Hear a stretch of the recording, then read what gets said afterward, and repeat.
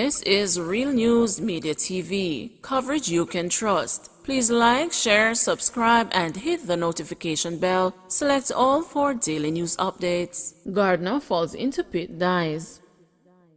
Tears flowed down the cheeks of residents after the body of a well-loved gardener was removed from a cesspit into which he fell while on the job in Montego Bay on Monday. The residents gave the name of the gardener as Shane Lee, who lived in St. James. Residents alleged that the gardener was walking across the premises when he fell into the pit after the covering gave way. Cesspool truck operators had to remove 4 loads of waste from the pit before firefighters managed to retrieve the body, which had cuts all over. One fireman was overheard explaining to a resident that he took in a lot of water. The gardener's weed walker was also removed from the pit by the firefighters. "Who going to cut the yard now?" a female resident wailed, her hands on her head. Lorna Lawson, another Coral Gardens resident who usually hired the gardener, said he had been serving the community for many years, over which time he had won the trust and the respect of the residents. "He is a very nice person and he has worked here for many years. He works for me as well as several residents. Very sad, very depressed. He cut my yard up to last week and we had a good chat. Very nice person," a distressed Lawson said. Another resident, Gregory Excel, concurred. "Me know him good like that. He's a man who cut me yard. Good youth. Even if he don't have a money at the time for pay, him going to deal with it. From Sunday to Sunday him in the place. Good youth," Excel stated. A cooked food vendor who gave her name as Allison said she had sold the lunch to Lee not long before his death. "Me just sell him the food. Him call me at 10-12 a.m. and ask me to stop here. Me sell 3 food before me reach him. It was the first me selling him a large lunch. He usually buys a small lunch," the vendor said. "He told me that tomorrow he will be around there. I told him to call me and remind me tomorrow. That's it," added Allison, who cried openly after the body was removed from the pit. Ukrainian man in Jamaica offering help to any Jamaican still in his country. After news broke that 24 Jamaican students who had journeyed from the city of Lviv in Ukraine had made it safely into neighboring Poland, a Ukrainian man living in Jamaica has offered to assist other Jamaicans wanting to flee his country, now fighting a bitter war after it was invaded by Russia. "If there's anyone still trying to get out and need money for tickets, food, transportation, or shelter, I would be happy to help," Dimitri Hassan told the news. Hassan, who has been living in Jamaica for 3 years, said that his decision to offer help is motivated by his love for the island and its people. "I am trying to help my country as much as I can, but I live and work here now.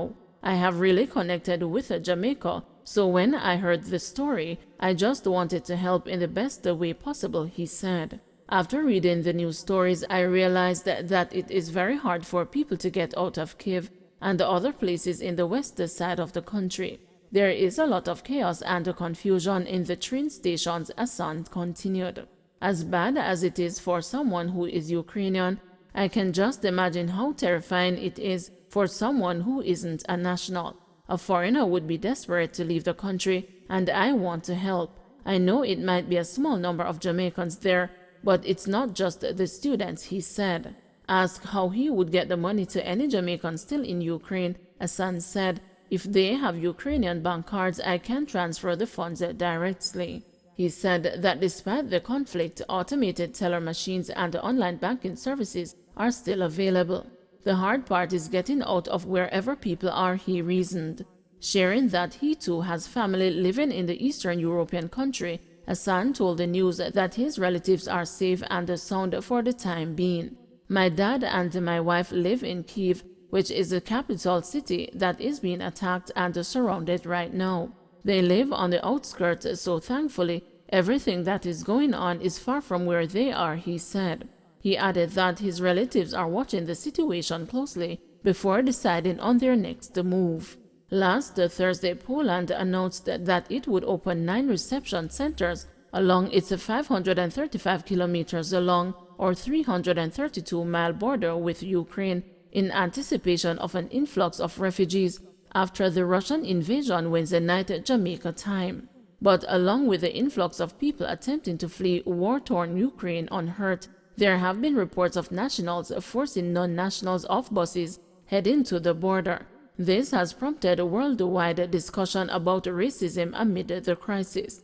Acknowledging this as unfortunate, Hassan told the news that he believes this invasion is taking a toll on some Ukrainians as they try their best to flee the country.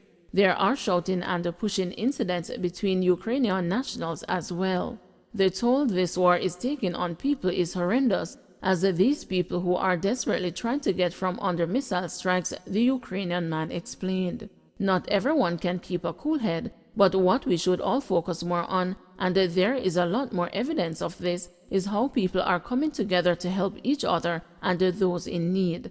There is way more solidarity and help than isolated incidents of anger, rage, and stress that spill out in an unfortunate way, Hassan added.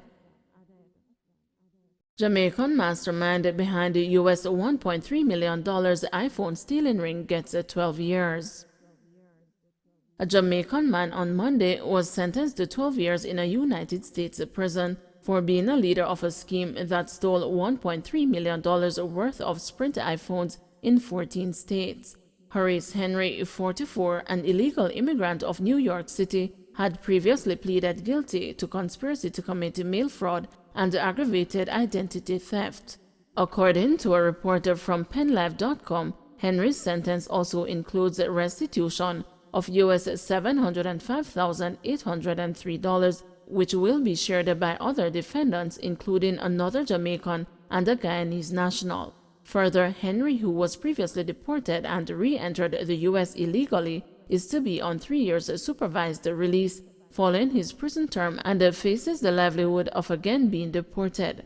The report said that Sprint's actual loss from the scheme, which operated from January 2018 to July 2019, was US $705,803.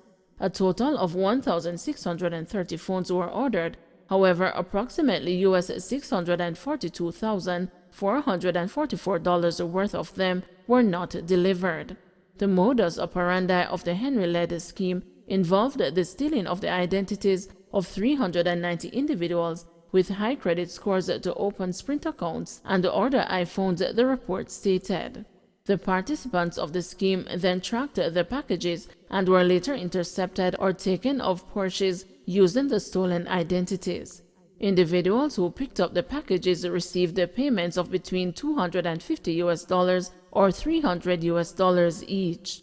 According to Henry, the iPhones were subsequently taken to New York City and sold to a man of Indian descent. An evidentiary hearing was held on Friday because the Jamaican did not agree that he was the leader of the scheme. However, following the testimony of a Homeland Security investigator who said most of the phones were exported and could be sold for triple the US $749 retail price, the judge determined that Henry was deeply involved in the conspiracy and had a leadership role, the report said. The judge also pointed to Henry being the person who distributed the fake identification cards and drove participants to pick up packages. The hearing on Friday also revealed that several social security numbers were found on Henry's phone at the time of his arrest in July 2019 in Delaware. Judge disqualifies a bombshell claim of 8-year gang mole. Chief Justice Brian Sykes was stunned on Monday by a claim from a police witness that one of the alleged Klansman Wandon gangsters had been supplying him with intelligence since 2014, but that he had never shared that gold mine of information with the lead investigator. In fact, a prosecutor told the Chief Justice that it was during an interview Monday morning with the police corporal that he was told that defendant Owen Mickey Armsby was a police informant. He would pass on information about the members, incidents, and the background information on the gang, the prosecutor relayed, while conceding that the officer had omitted that detail from his witness statement. The prosecutor said he was only told by the police witness that the investigator never asked him about the gang. But Justice Sykes, who described the information as quite surprising, ruled that he could not allow the evidence as there was no reasonable justification why the officer had not brought the intelligence to the investigator's attention or noted it in his statement.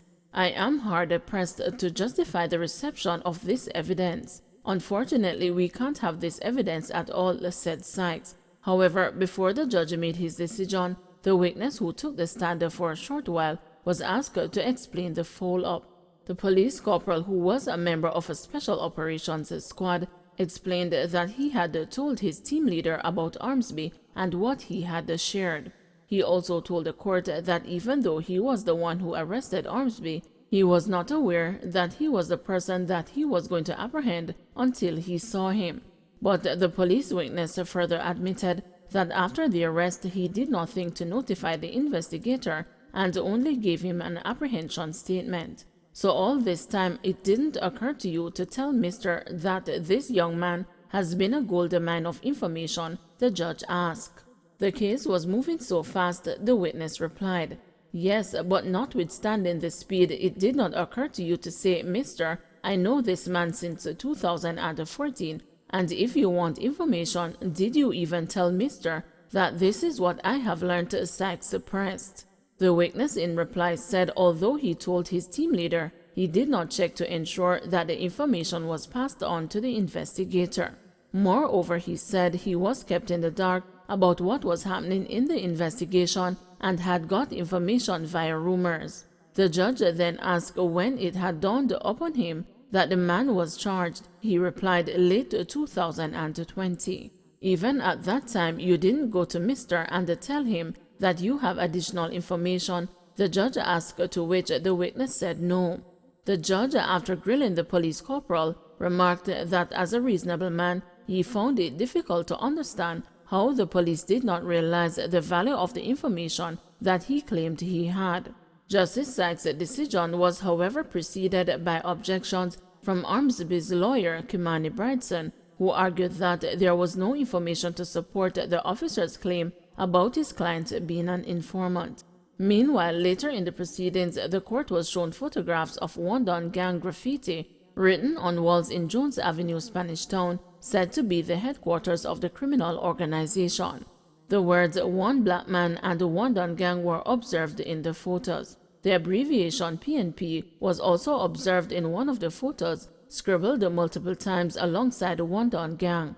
The community is politically aligned to the PNP. The photos were all admitted into evidence. The reputed leader of the gang, Andre Blackman Brand, and 32 other alleged gang members had been tried on an indictment with 25 counts under the Criminal Justice Act and the Firearms Act. The Wandon gang is a breakaway faction of the Klansman gang. The trial continues today. Don't forget to like, share, subscribe, and hit the notification bell. Select all for daily news updates.